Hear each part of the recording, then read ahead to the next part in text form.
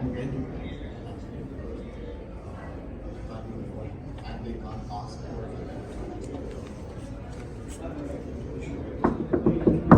Come in. Hello. Hello. Hi, how are you? I'm Kelvin. Hello, Doctor. Please have a seat. Thank you. Thank you for coming in, Mr. Kelvin. Tell us about your work. What does your research focus on? Well, my research primarily revolves around laws of thermodynamics and mathematical principles that govern our universe. I've dedicated much of my career to understanding the fundamental forces that shape the physical world. That sounds fascinating. Please explain how your work is relevant and important. How does it advance our understanding of the world? Well, my work in thermodynamics has laid the foundation for our understanding of energy and heat transfer. It has practical applications in various fields such as engineering, physics, and much more.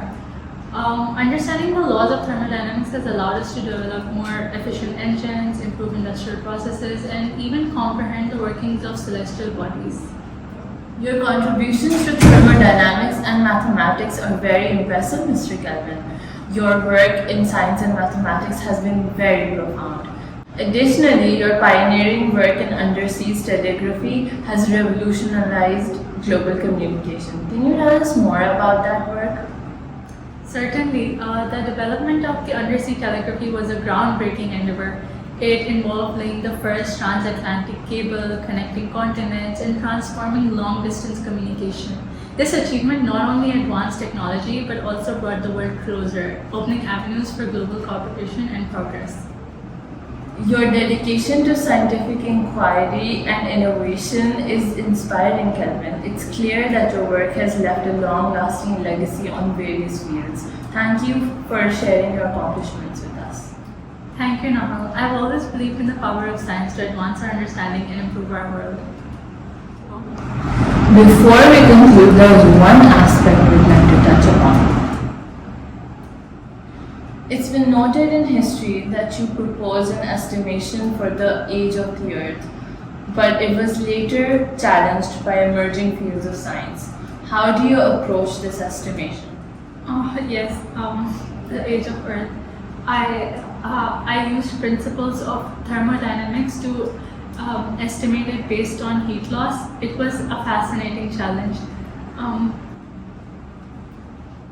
There must be something. There must be something I'm missing. I got this. What am I missing? The cooling rate. Yes, there must be something to do with the cooling. I need to derivate this now.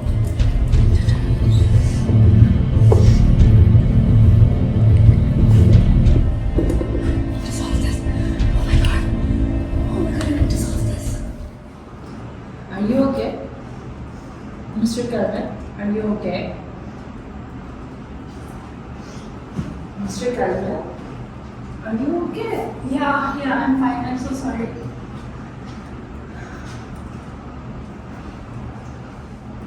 You can take a break right now. Thank you for your time. Thank you. The results will come out soon.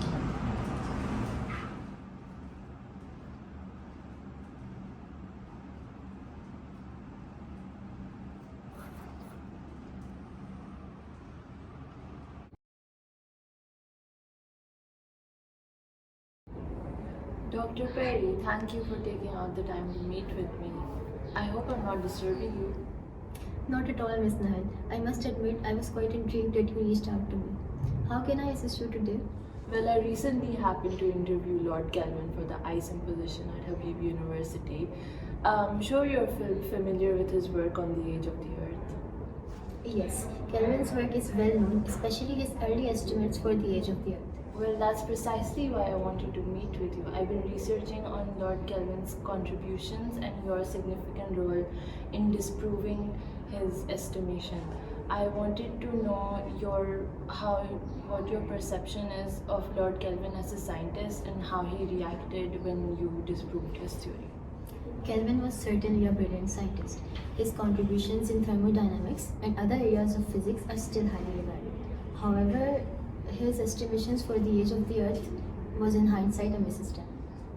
Could you elaborate on that? Kelvin's initial estimate was based on the assumption that Earth cooled down from a molten state, which led to the assumption of around 20 million years.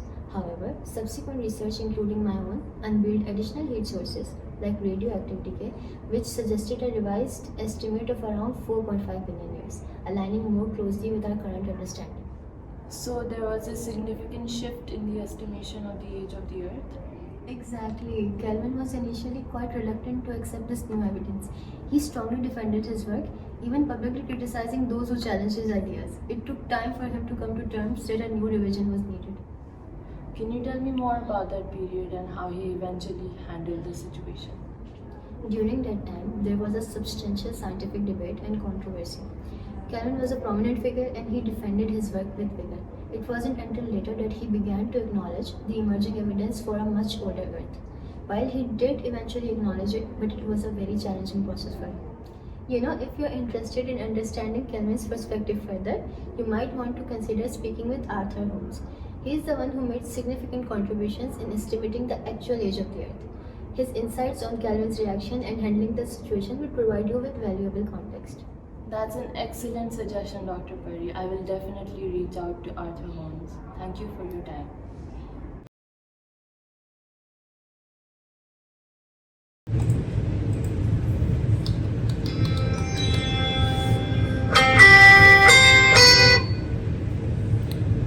Hello. Hello, Dr. Holmes. This is Nahal from Habib University. I hope I'm not disturbing you. Good afternoon, Ms. Nahal. Not at all. How can I help you? I've been conducting research and collecting data from various scientists from related fields, and I would like to know many perspectives about Lord Kelvin's character and legacy, and I wanted to know your thoughts. Well, Kelvin was undoubtedly a brilliant mind, especially in the field of thermodynamics and energy. However, there was significant controversy surrounding his theory of the age of Earth. Yes, I've heard about the controversy from Dr. Perry. How do you view his reaction regarding the fact that his theory was disproven and later revised by later scientists? It's important to remember that great scientists, even like Lord Kelvin, are not without fault. In the realm of science, we all make hypotheses, and sometimes these hypotheses don't turn out to be correct. It's the nature of scientific progress. Facts are established until new observations come along and refine or replace them. Lord Kelvin's mistake regarding the age of the Earth is a good reminder that even the most brilliant minds can be mistaken, but they shouldn't be punished for it. Instead, we should appreciate their contributions to the broader scientific endeavor. If a scientist spends his entire life chasing a dream and then it fails, it's difficult to accept that failure. That's quite a statement to make. Thank you for sharing your insights, Dr. Holmes. It's important to consider all aspects of Lord Kelvin's character and legacy. It was good talking to you, Ms. Nahal. Take care.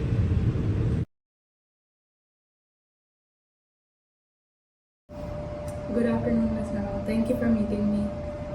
First of all, I'd really like to say I'm so sorry for breaking down like that last time. You did not deserve to see me like that. And second, I do admit that it took me a really long time to accept my mistakes, even though I knew they were wrong. And I realized it before I admitted it that I was wrong. It took me a while to come to terms with it. I apologize for that. In hindsight, I now realize that I need to focus on my accomplishments more than my faults or errors. You have nothing to worry about, Mr. Kelvin. The interview was very impressive. You did your best. I do realize that research can be a hard challenge for scientists to take up, and your dedication is very inspiring, which is the reason we are accepting you into our science program. So a big congratulations. Thank you so much. And you deserve the best. Thank you. All my best wishes for you. Thank you.